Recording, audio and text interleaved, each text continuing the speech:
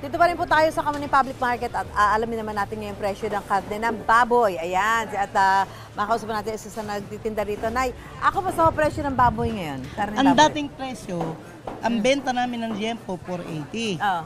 Ang laman, 400. Oo. So ngayon, naging 390. Bumaba. Liempo. Oo. Ang laman, 360.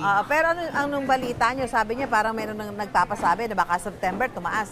Eh, hindi pa nga nagsiseptember, ilang araw pa eh. Nag-umpisa na, 5 piso. Tumaas na po. Opo. Oo, niya magtutuloy-tuloy na. Eh sana hadlangan na nila. Ano ba pwedeng gawin ng gobyerno dito para mahadlangan niya? Dumadaing na rin naman ng marami. Mga Eh, nagtitinda, kasi naman, namimili. Yung mga tauhan din naman ng ibang ng taong gobyerno is nakikihati sila sa kikitain ng tao. Pagka ganyan ba tumaas ngayong September, tuloy-tuloy na ba hanggang Ay December? nako, hanggang December na yan. So yun pa dapat natin Kaluluhain na naman kami ng katakot-takot.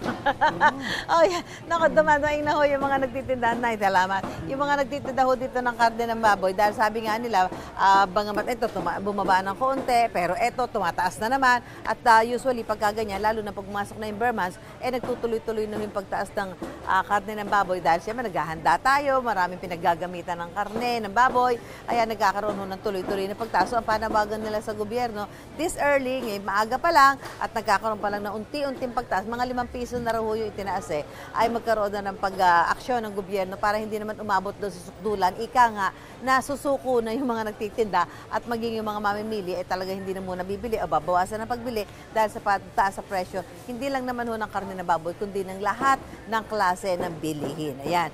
So, yan ho yung ating monitoring ngayon dito. Nakita ho natin may mga pagtaas sa presyo ng ilang mga isda, gaya ng tilapia, may pagtaas sa presyo ng ilang mga gulay, at yung iba pa mga bilihin. At yan po ay patuloy nating i-monitor ang paggalaw sa presyo ng mga pangunahing bilihin. Mula po dito sa Kamuning Market, Quezon City, back to studio po tayo. Gusto mo bang mauna sa mga balita? Mag-subscribe na sa GMA Integrated News sa YouTube at tumutok sa unang balita.